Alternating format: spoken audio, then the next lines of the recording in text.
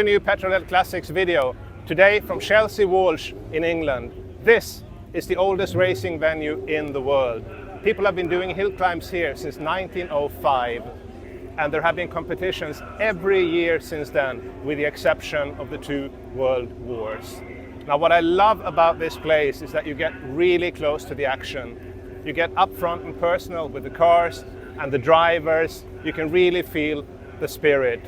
And there's an eclectic mix of cars here, from really early vintage racers, 50s and 60s sports cars. You have Group B rallying titans and Formula One stars. So there's something for everyone. And we're going to do a quick walk around, have a look at some of the highlights. This is what historic racing is all about. You can't get any closer to real action than this. You can really feel the cars, see the cars, hear the engine noise, feel the exhaust fumes. It's just absolutely fantastic. So this is the paddock area where the cars are parked in between racing, and then this is the queue up to the start. What you see behind there is the start of the hill climb track. It's 1,000 yards, 900 meters. And if you think it's just easy to race up there, it's not at all. We will see it later.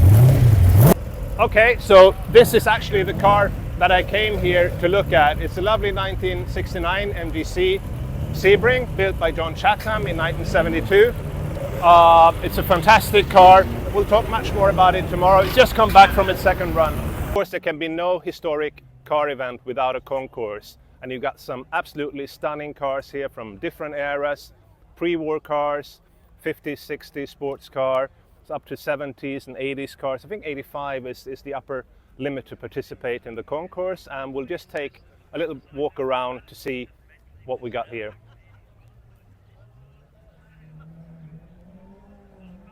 Being Swedish, of course, I had to stop and look at these beauties. We've got a Saab 99 Turbo Combi Coupe, well, that was the official name in Sweden. A Saab Sonett with the 3rd generation, and a Volvo P1800 ES. It's great to see enthusiasts enjoying Swedish cars. Now, before we look at a really cool car from the concourse, let's head back to the paddocks and the track for a second.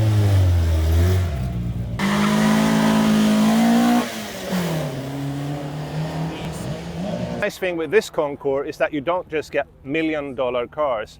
You get basic sports cars and everyday cars. We got a VW camper van here, a lovely 1977 MG Midget, and a gorgeous fully restored Mini.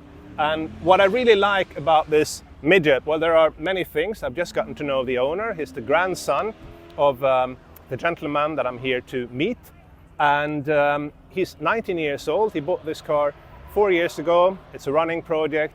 It had rubber bumpers, so he's removed them, put on a grille from an earlier version, the spotlights, did a couple of modifications to make it look more vintage and a little bit like a track car. It's very, very nice, and it got lovely patina. And what is the most important thing is we need to get more young people enjoying classic cars and get them into the hobby. So Christopher is a perfect example of that.